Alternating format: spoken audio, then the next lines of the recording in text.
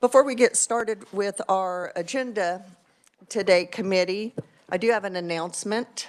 We do have a KORA request for the submissions to the Government Efficiency Portal. And I want to be perfectly clear, we will comply with that request. There's no question about it. The plan has been, and always has been, to gather that information that's submitted on the portal and categorize it during session, and then this committee would take those submissions up during the interim. So with this core request, I just want you to know that we are complying. However, there are nearly 2,000 submissions, and in spite of telling people that please be careful what you put in the portal, some people have put some very, very personal information that it's not appropriate to release. And so we are just making sure that we redact any personal information that would be of detriment to people while complying with the request. So we are working on that, but we will comply, and I wanted this committee to know the status of that in case you get questions or concerns. Any questions on that? Senator Thomas. So should we have them then, if we have constituents that have concerns about government efficiency, should we have them email us, or are we going to have to show emails that have to do with government efficiency as well? Good question. We are going to turn over anything that we've gotten via email or just through the committee portal or the committee email, not your personal ones. Okay? Senator Schmidt. Madam Chair, understanding the concerns about the core request, but I guess I would just hope that for the committee members ourselves that we would have access to those submissions so we have time to fully consider them while we're still in session. Thank you, Senator Schmidt. We have had requests from Democrat leadership, and we are working on getting them access to those submissions so that they do have access to those. Senator Schmidt. Thank you, Madam Chair. I guess what is the timeline that you're anticipating for allowing that access for the other members of the committee? That's a great question. I know that one of the deadlines we are looking at for going through those 2,000 is March 14th. So I will have an update on the progress of that effort on March 14th.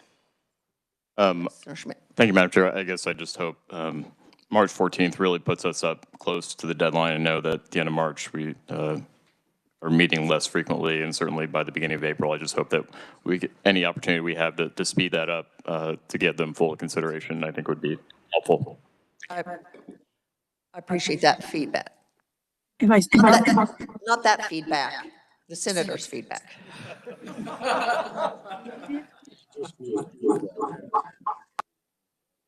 Wow, that's like in the twilight zone. Senator Thompson. Thank you, Madam Chair. I understand complying with core requests and things of that nature.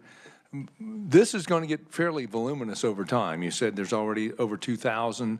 I'm sure some of the suggestions may or may not even be viable. My concern is over time, this could be turning into a fishing expedition. I don't know for what or for why. And I certainly understand with complying with KORA, we've got to do that. But I hope somebody is not using this for, I can't even imagine. You know, we're trying to be transparent about government. We're trying to provide good information, good government, good ways to become efficient. And I hope somebody's not just doing this to bog us down. That's just more of a comment than a question. Thank you, Madam Chair. Thank you. Anything else, any other questions on that? And I will keep this committee apprised of any updates regarding that. Okay, now we turn our attention to our presentation for today from Adam Prophet. I appreciate Secretary Prophet coming in. I've asked him to kind of go over some of the processes and procedures from the administration, so we have a better understanding of how things flow and how things work as we go about our work here in the Government Efficiency Committee. So welcome, Mr. Secretary. Thank you very much, Madam Chair, and members of the committee. Good to see you this morning. As stated, my name is Adam Prophet, Secretary for Department of Administration. I might start by saying this is my second time in front of committee, and the first time there was a blizzard outside. So I did that remotely, and the second time there's ice outside. So I think I'm scheduled to be here tomorrow to testify, so buyer beware. So In all seriousness, I do appreciate the opportunity to stand before you today and to present some of the information on a couple of topics that we cover in Department of Administration. And I'll start, I'm seeing some people flipping through pages. We'll walk you through each one of the documents in order that we're going to be presenting them to make sure that we have an efficient process here. I'm really going to, if it's okay with the chair, kind of set the table for the discussion today and talk high level about a couple of items. I've got with me who will provide support in much more detail, Frank Burnham, who is our Deputy Secretary of Operations. He's also the Director of the Office of Facilities and Property Management. So I'm going to touch on docking. He will go into a lot more detail about statewide leases and Shawnee County leases and what that process looks like. After we get through the lease summary, we'll transition over to the discussion on RFPs and what that process looks like. Unfortunately, our Director of the Office of Procurement and Contracts is out of state this week, but we have with us somebody very capable, Mr. Tracy Deal. He's an attorney in our Office of the Chief Counsel. He also happens to be the former Director of Procurement and Contracts, so he's well-versed in all things procurement and contracts. So with that as a backdrop, I think the first document I'd point you to is a letter from me to House Appropriations. It should be on my letterhead. It was dated, oh gosh, sometime in February 4th. Thank you, Stephen. I appreciate that. Pardon me. I wanted to start with a discussion on the Docking State Office building before we get into statewide office space. This seems to be a question that comes up at just about every turn of the corner in the Capitol that I'm at, so I want to make sure that I educate this committee on what's happening there. And for those of you that are on Ways and Means, which is about half of this committee, you heard this yesterday, but I want to make sure this committee hears it as well. So let's start by who is going into the Docking State Office building. That's the number one question that I get. We've identified 6 entities that are going to go into Docking State Office building, and we didn't come about these decisions lightly. So Frank, Deputy Secretary Burnham, and I sat down a couple of years ago, really when I became the secretary, and we started the docking project in earnest and started talking about what the best fit for that building was going to be. As we consider what the Docking State Office building will be, it's really kind of a showcase piece, if you will, for the state of Kansas and sort of the front door into state government for those that come to Topeka to visit state government. There's a lot of tours that happen in the Capitol. We think a lot of tours are going to happen with docking as well, and it's something that we can show off and be proud of for lots of reasons, not the least of which is we paid cash for the building. We didn't have to issue any debt to cover that, so we don't have any interest costs. So with that, we took an intentional approach about which agency would best represent docking. But also, we were thinking about downstream impacts. So as we move one agency into docking, that's going to be free up space in another building. So we want to be cognizant about what the domino effect is going to be down the road. So the first entity who's going to move in there, and we started this conversation with the Secretary of State about a year ago. I went to his office and make sure that we had his buy-in on moving his agency to docking, and he's thrilled to do so. So Secretary of State is going to occupy the first floor of the Docking State Office building. They are a very public-facing office, obviously. All of you, when you file for public office, you go to the Secretary of State's office and do that. For business owners in Kansas, they file their business license and pay their annual fees in Secretary of State's office, so it makes sense for them to be there. Just so happens they perfectly fit the space that is available on the first floor as well, so it's a nice natural fit for Secretary of State's office to be there. On the second floor is going to be the Department of Commerce. Department of Commerce, one of their main jobs is to recruit businesses to the state of Kansas from all over the world, really. So as business leaders come to Kansas, their first stop is now going to be the Docking State Office building, which again is sort of a showcase piece for the state. They're also going to manage our video content. We have a pretty sizable video wall in there, and we're going to be able to show videos of all 4 corners of the state of Kansas to make sure we're showcasing each of your communities as well as people come into the building. They also nicely fit on the second floor when you talk about the available square footage for their space. Also on the second floor is going to be the Office of Personnel Services. That's the centralized HR office, and it's in Department of Administration. So you think about when employees start with the state of Kansas, one of the first stops they make in the state of Kansas is to get their ID badge. We're going to be issuing the ID badges. So as employees come in and start their employment journey with the state of Kansas, they'll stop in Docking State Office building. Again, they round out the second floor. It's just a nice geographical fit. Third floor is going to be the Division of the Budget. Division of the Budget has a very strong connectivity to the Capitol. Obviously, we're over here just about every single day. We are refurbishing the tunnel that runs between docking and the Capitol. So on days like today, instead of walking across an icy street and nearly falling down, I can just walk through the tunnel and make it safely. Also, it's a space where the governor comes for a couple of weeks every year and sits in the conference room as they build out the budget. Our current space, I don't know that I've told my boss this, but our current space, you can actually hear the office next to us picking up the phone and making phone calls and any conversation they're having. So I assume they can also hear our conversation. I don't think governors want that when we're discussing, kind of sensitive topics and really strategic conversations. So having that space and docking, and again, fit naturally on the third floor. There will be also in the basement, the Office of Facilities and Property Management, the trades group. They were in docking in the basement before, but when we did the deconstruction, we had to move them off-site to another location to keep them safe. They're going to come back and be in the basement. So those are the entities that are going to go in there. I also want to make it crystal clear that over the last really 6 to 9 months, we've been working with the architects and the engineers to build the space configurations for those locations specific to those agencies. And let me explain that a little bit. When the docking building was conceptualized and approved, it was actually approved just as a white box, if you will. Ceilings, a couple walls, carpet, that's it. No agencies in there. So we had to bring in the architects and the engineers and sit down with agency leadership and say, tell me exactly what your space needs are. How many employees do you have? How many employees need an office? How many employees need a cubicle? How many conference rooms do you need? What configuration do you need? So the architects and the engineers built the interior of the building and the outfitting around the agency-specific needs. As an example, the HVAC in certain locations, we had to route in a certain area to make up for an office configuration that would fit in this corner rather than in that corner.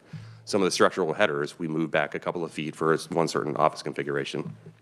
The point is there's a lot of thought and planning that goes into this, and we're 3 months away from taking occupancy of the building, so we're at that point where these are the agencies that are going to go into docking. Anything other than that is going to cause a lot of delays and cost. On the backside of that, talk about the freed up space. So Secretary of State, again, they are currently in Memorial State Office Building. They're going to move out, and that's going to free up a lot of space in Memorial. The only other tenant in that building right now is the Attorney General. Attorney General has a couple of offices across different locations in Topeka, so we chatted with him over the summer with Attorney General Kobach and said, would you like the opportunity to consolidate some of your offices in a Memorial? And he was happy to have that opportunity. So we're going to pull some of the Attorney General's offices into Memorial, and he will be the sole tenant, or that office will be the sole tenant in Memorial Hall. Again, trying to make them more efficient as we look at office utilization across the city. The space that's being freed up in Curtis State Office Building, we're going to pull the Highway Patrol's general headquarters into that location. So Highway Patrol, they're currently in 2 different buildings at 7th and Jackson.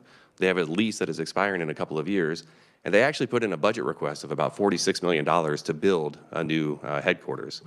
We have this space that fits them perfectly. It fits all of their needs with security and location and a parking garage and securing their assets on the first floor of Curtis. So they're now going to, when that lease expires, move out of that building and into Curtis. They fit perfectly on the first floor of Curtis. Again, moving off of a private lease, moving into a more efficient use of space. There will be some space that is freed up in the Landon State Office Building. We've engaged in conversations, early conversations with a couple of agencies that are in private lease spaces. I don't want to identify who those are just yet because we haven't announced it. My preference is to let employees hear that from their leadership instead of through a committee hearing. But as those become more involved conversations, we'll make sure we announce that and inform this committee as well. So again, we're just trying to make the most efficient use of space possible when we look at all the dominoes that fall and lease expirations and where the space is in each of the buildings. So that's really what's happening with docking. That's, again, we're being very intentional. This is going to be a couple of years process as we work through this. We have started the initial design phases in the Curtis State Office Building to put the Highway Patrol in there. It's pretty high level right now, really just doing some spatial planning, and this isn't in any of your materials. But we've engaged an architecture firm, an engineering firm to work with Highway Patrol to see what their needs are going to be, to see if and how we need to reconfigure the Curtis State Office Building. So that's docking. I think it'd be best if at this point, and Madam Chair, I'm happy to answer questions on docking, but Frank Burnham would be able to come up here and talk about other leases across Shawnee County, what that looks like, how many we have, what the average costs are, and then also what the statewide leases are. So if you'd like for me to answer questions on docking, I'm happy to. Why don't we go ahead and have that testimony and then open it up for questions regarding all facilities? So if it's okay, Madam Chair, I'd like to turn it to Frank Burnham. Yes. Thank you. Welcome, Mr. Burnham, to committee. Thank you, Secretary, Madam Chair, members of the committee. Again, Frank Burnham, I'm the Deputy Secretary of Operations, and I'm also have the pleasure of working with the great people that take care of our campus and our buildings as part of the Director of the Office of Facilities and Property Management. What I'd like to do is first kind of do an overview of our Capitol Complex rent and our monumental surcharge. So I do believe you have a slide deck in your slide deck there. First of all, our Capitol Complex rent is charged to our state tenants that are located in the Docking, Eisenhower, Landon, Memorial, Curtis, and the new KDHE lab buildings. The current rate for fiscal year 25 is the $22.55. Projected rate in 26 will be $23.50. What that includes is all services, all inclusive of their maintenance needs, the grounds, snow removal, any tenant finishes they may need up to a certain level that you would expect a landlord to provide to make their space useful for them. And then general security of the building and other provisions that take place. They also have the benefit of the amenities that we're providing in the building, the conference spaces, the fitness centers, and some of the other areas that you may not have access to in a private lease space. Next, I'd like to talk about the monumental surcharge. The monumental surcharge is a fee that is assessed to all state-owned and leased space in Shawnee County.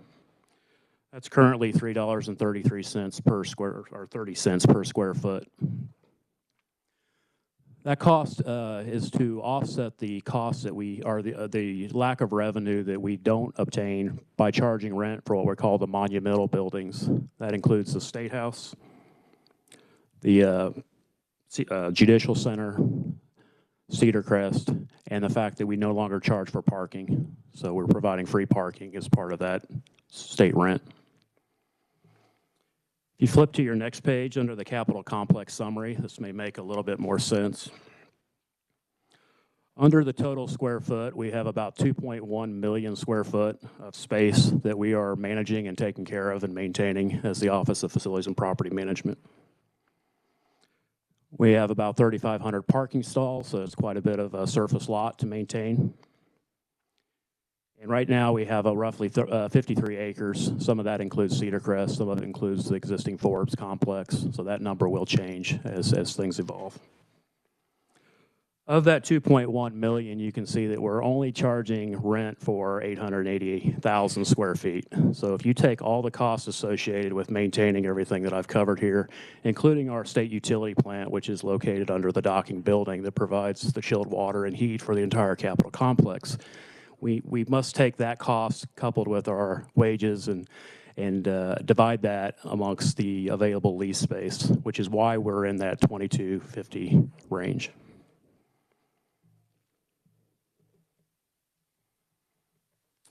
Next, I'd like to talk a little bit more about Shawnee County leases for comparison purposes. You should have a fairly lengthy document in there, but I'd like to just provide a summary. Currently in Shawnee County, there are 61 leases that are managed by our office as part of our leasing division. Of those, about 45 are actual office leases. So we do everything from parking to office. And a majority of those agencies have multiple leases or different groups within their division or multiple locations.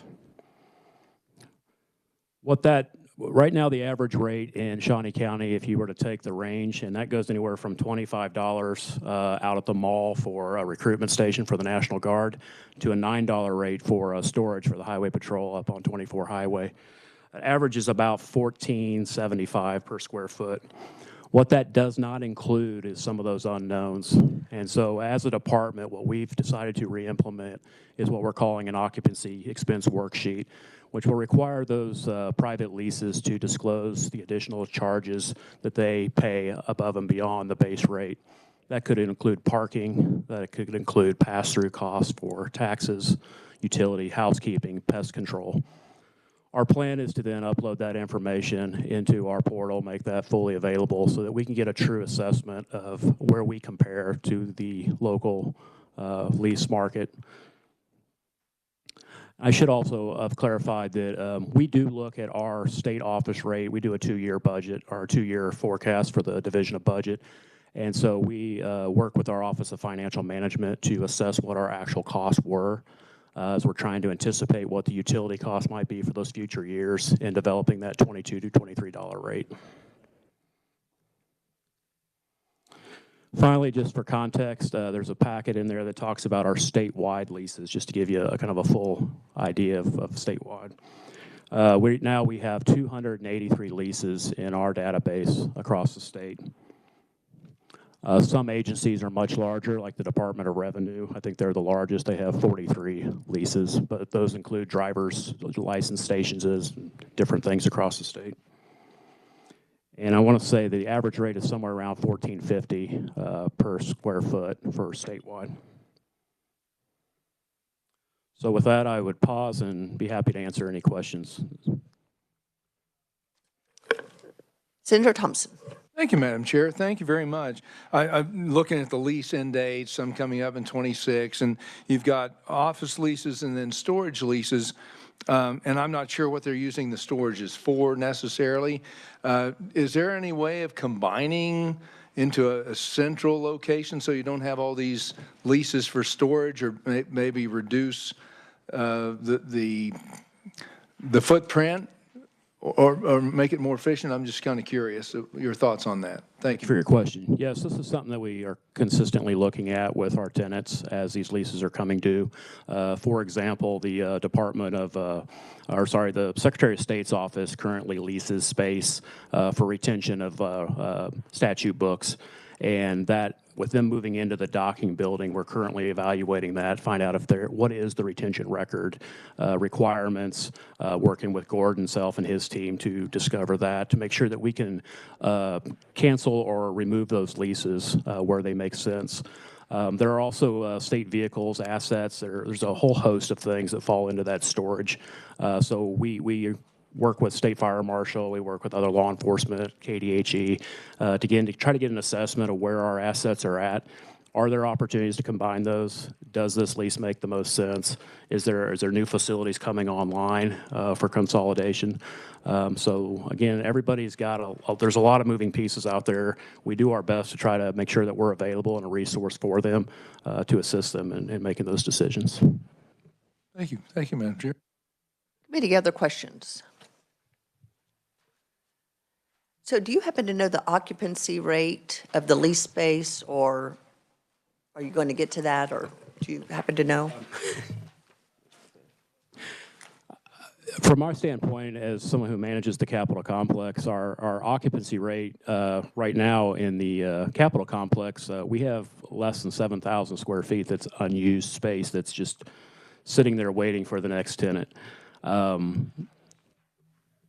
Just because people may not be here all day during the week, we made a conscious effort during the pandemic not to reduce office space and not to allow agencies to start exiting their leases. So people still have the space is still here.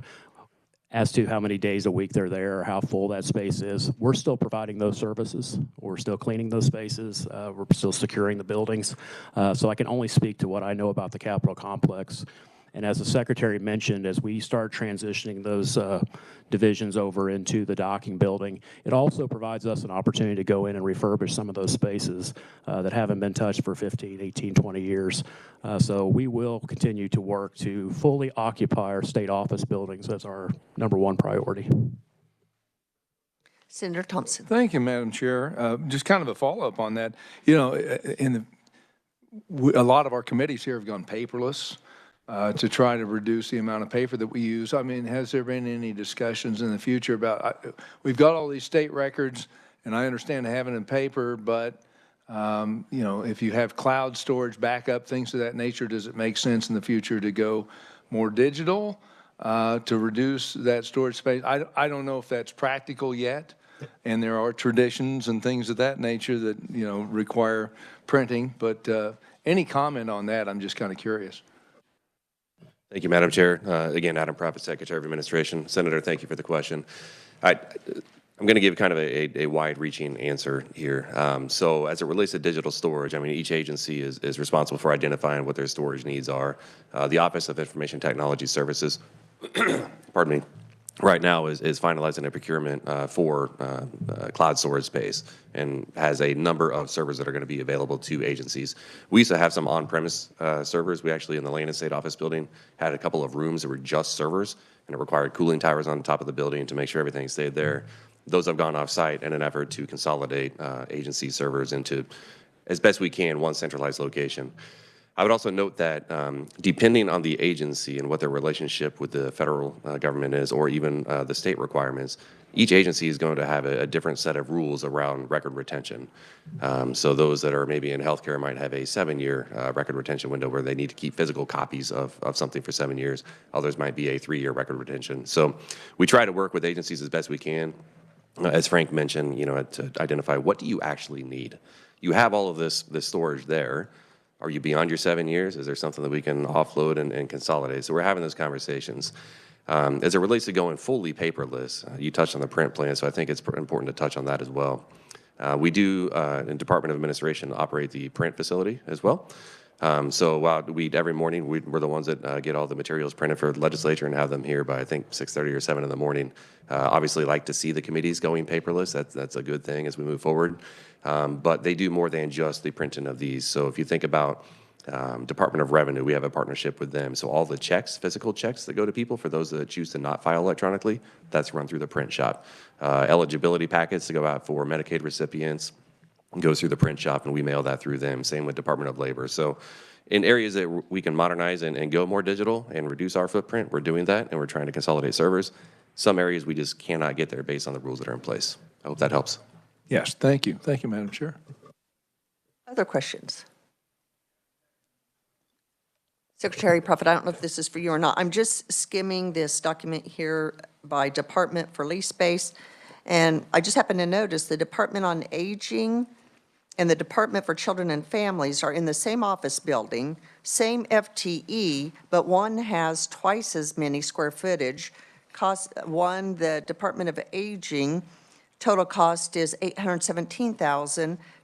DCF in that same office building is $476,000, I think, thousand. So it just seems interesting that for the same number of FTEs, that it's twice the square foot. Is there, I don't know if you would have any insight into that, or? And pardon me, Madam Chair, I'm having a hard time locating, which building are you talking about? I'm sorry. Okay, it is the New England building.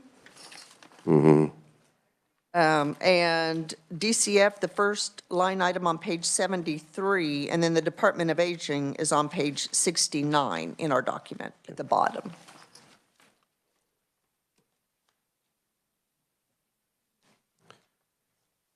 If it's okay with you, Madam Chair, I'd like to follow up. I know that, well, I have a suspicion. I think I know what this is about. I'd like to verify that before I say something that's misleading, if that's okay.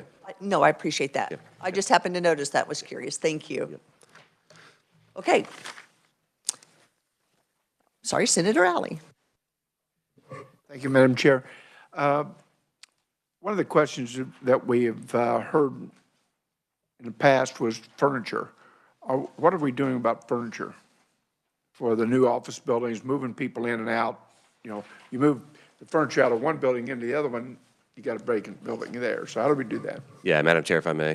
Thank you, Senator, for the question. So as it relates to the docking state office building, everything that goes into that building, most everything that goes into that building is going to be new. So the way that Frank's explained it to me 100 times is, if you take the building, turn it upside down and shake it, whatever falls out is the responsibility of the agency, whatever stays, responsibility of Department of Administration. Paints a nice visual.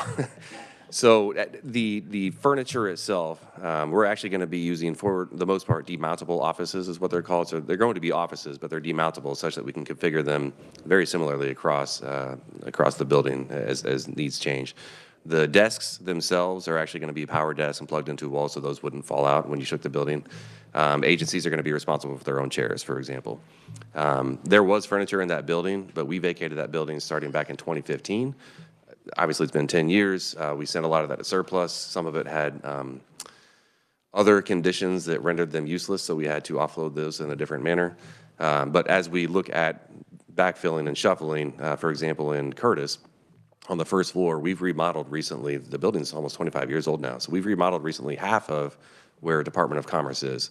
So as Highway Patrol moves in, to the extent that we can reuse some of the newer furniture, we will do that. It's not going to be all the time, but we're looking at that every time that we get a chance to. Any other questions before we move on? Seeing none. Are you ready for Tracy Deal? We are ready. Welcome to committee. Thank you, Madam Chair. Thank you, Secretary Profit. My name is Tracy Deal. I'm attorney with the Office of Chief Counsel for the Department of Administration. I've been doing that for 5 years, and most of what I do, a lot is procurement, contracting, and a variety of other things. But prior to that time, I was the Director of Procurements and Contracts for the state for over 7 years. So for about the last 12 or so years, I've been pretty much involved in a lot of the contracting and how the process has worked. So I think our first slide we have up is the mission statement for procurements and contracts. And I would just point out that what procurements and contracts is trying to do is generate competition. Competition obviously brings about efficiencies, and hopefully we get vendors competing and we can get a better price and what's in the best interest of the state. My experience over some time has been that we don't always get as much competition as other states. We're not as big as other states, and so we're sort of a little bit farther down the stream. But whenever we can, we try to maximize that and do the things necessary and negotiate contracts accordingly. So I don't know what questions you may have about that, but that process usually lends to a contract being generated after the contract, the negotiations go forth. If it is a negotiated procurement, if it is a competitive bid, then low bid meeting specifications usually carries the day, and that transaction takes place. I believe, and I'd step back for a second, we did provide you, I think, a copy of the OPC manual, policy manual, so you can sort of see how the processes have been developed over the years. It also, I believe, has a step-by-step process that sort of takes you and shows you how much time it takes for certain types of procurements to take place, understanding that just about every procurement is sort of a life of its own. The bigger the procurement, the longer it may take to negotiate. Some companies don't like to negotiate very well, and I'm not going to mention those names, but the bigger the companies, and especially in the IT world, a lot of times they don't like to negotiate their terms and conditions. So that gets a little difficult sometimes. But also, with every contract, we include our standard terms and conditions that we advertise, but also you should have the DA 146A, which is a document that's a supplemental document that we add to the contracts as we go forward. We use that form because, as you can see, I believe currently it shows an 07-19 date. That was the last time we added some things to it. But over the years, this document probably is about 15 or 20 years old to begin with. It has expanded. It used to only have a few items. Now I think we're up to 11. The key one I think that I would ask you to pay attention to, as I understand some of the concerns of the committee, is that we do have a termination for lack of funding, which envisions that if the legislative funding is reduced or cut down or eliminated, there is a process that the contractors, vendors are agreeing to as part of the process, that they will then, the contract will end. It's usually towards the end of the fiscal year, and there's some things that go into it. And so if you see that, that's there. In addition to that, in all of our standard terms and conditions for RFPs, negotiated procurements, and for most of the other goods and services that we do, even if it's a competitive bid, we have a termination for convenience clause, which allows us to give 30 days notice on a contract, and or it could be longer, but generally it's 30 days. And but we sell them, cease and desist at that point, finish up what you're doing, don't incur any more debt, we'll pay you for what you've done up to this point, but we're moving on. It's used in a variety of circumstances. It comes up sometimes when we have bad vendors, just a variety of things that occur. But it is available, and it is used, and I won't say it's used a lot, but it is used on a fairly regular basis, I would think. At least it was when I was dealing with procurements and contracts. With that, I think the other things I would point out, again, just remind that we do goods and services. I'm not really contracting such as the highway maintenance program. That goes through KDOT specifically. It doesn't go through OPC and D of A, but we do goods and services. We do it for all of the state agencies that are executive branch, and we do for the judicial branch. We provide assistance whenever the legislature needs a bid to be done, primarily letting the legislature advertise on the website, but by statute, the legislature is exempt from the D of A procurement process. So you handle your own procurements, your own negotiations, and your own contracting. I believe with that, I would stand for any questions you may have about the procurement process. I know it's pretty quick, down and dirty. I could spend a long time talking to you, but I've found that most legislators, once I get going, tend to want me to stop. So, and with that, I will, again, if you have any questions, I'll be more than happy to answer them. Thank you so much. Committee, what questions do we have? Senator Shane.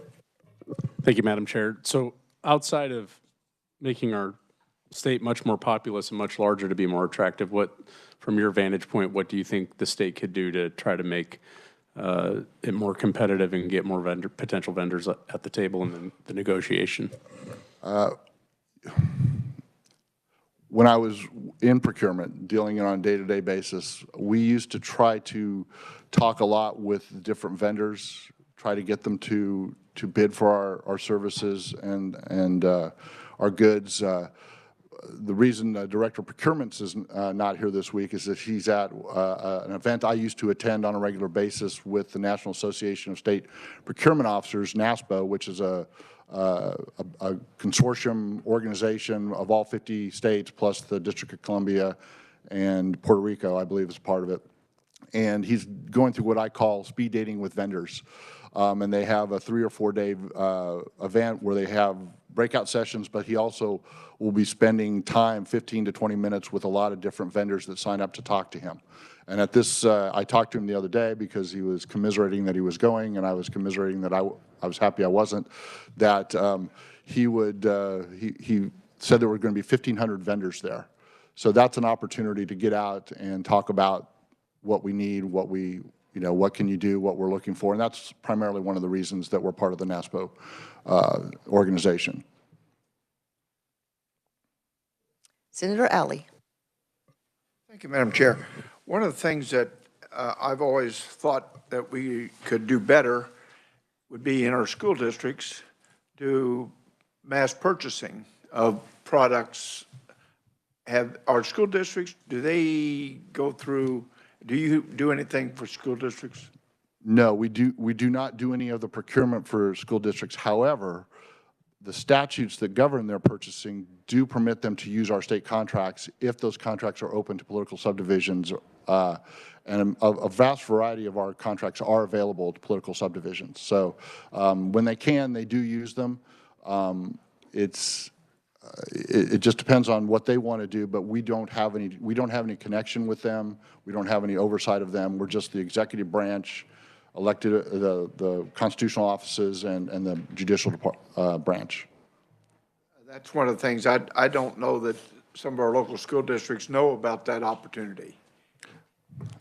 I know that they know us when we put out the stuff about using the state use vendors, and they usually used to call me and complain that they had to use the state use vendors. So I do know they know about some things, but you're right. We do have all of our contracts online on our webpage, and they do indicate whether they're available to state agencies and political subdivisions. Thank you very much. Other questions? Could you just discuss briefly the prior authorization process, and if you have an idea of how often is prior authorization used in contracts? Well, prior authorization, basically it stands for getting authorization prior to going out to bid. So it's essentially a sole source process. We have within the state procurement code, the statute, we have about 8 to 10 specific areas that if they exist, the contract can be put out or contract signed without having to go out for bid if it's determined by the Director of Procurement and the agency that that's the best process to do.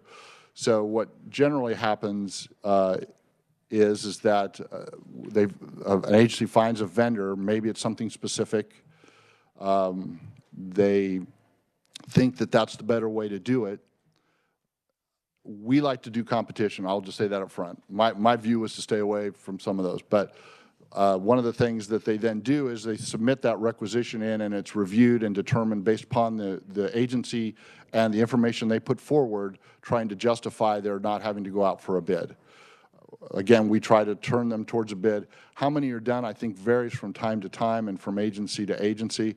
If it's $100,000 or more, which a lot of requests are, they have to be posted for at least 7 days on the OPC website, Procurements and Contracts website, to allow anyone who could provide that service to, in essence, object, challenge, protest, whatever word you want to put it, and they can put forward to the Director of Procurements and Contracts that, hey, I can do this. You're trying to sole source it. You're not going out for bid, but I can do it, and it's up to then the procurement office to determine if that is a viable person, and if so, by statute, it says it should go out for bid. And so there's no waiver within that unless, again, there are certain things that occur. So if we're already several $1 million into some vendor, specific vendor, it probably wouldn't make sense on another $100,000 project to leave that vendor and go to someone and then having to transition. So those are the types of things that are looked at when those types of sole source comes in. We can get you the number on sole source. I'm not really sure. I used to know that number, but I don't know that number at this time. Okay, thank you very much. Sure. Other questions? Oh, that's true. Secretary Private, thank you. He reminded me, we do submit a quarterly report to the legislature on the number of sole source prior authorizations that are approved by the Office of Procurements and Contracts. And it goes to, by statute, I believe, Ways and Means and Appropriations. I don't know who gets them at that point, but I do remember, once you reminded me, that we do that report on a quarterly basis. Thank you. That's very helpful. Sure. Committee, any other questions? Seeing none, thank you so much. Thank you very much. Very helpful. Secretary Prophet, any concluding comments or remarks? I don't know that there's anything of value that I can add. I think Tracy did a very nice job of describing that. And if I could just say, first of all, again, thank you for having us here. It's always nice to come in front of committee and explain what we do. When people ask me what Department of Administration does, my answer is usually if it needs to be done and if it got done and nobody knows who did it, it was probably D of A. So any chance we get to highlight our folks in a positive fashion is a good thing. I am incredibly proud of the team that we have throughout the Department of Administration. We are hardworking individuals. They are dedicated public servants, and they do this because they care about the state of Kansas, and I think that came through today. So thank you for the opportunity to showcase that. Thank you very much. And I've always found you and your staff to be very responsive and helpful. So thank you. I appreciate it. And I hope as we hear things, because, you know, not that this building has any, you know, rumor mill going or anything, but we hear a lot of things. And so I just like to say, let's just find out and have some information about how things really do work. So I appreciate you educating us today on that. Committee, we do have a bill hearing tomorrow, Senate Bill 256. And we do have, I think, quite a few conferees for that. So we will try to start as soon as we can transition. So seeing no other business before the committee, we are adjourned.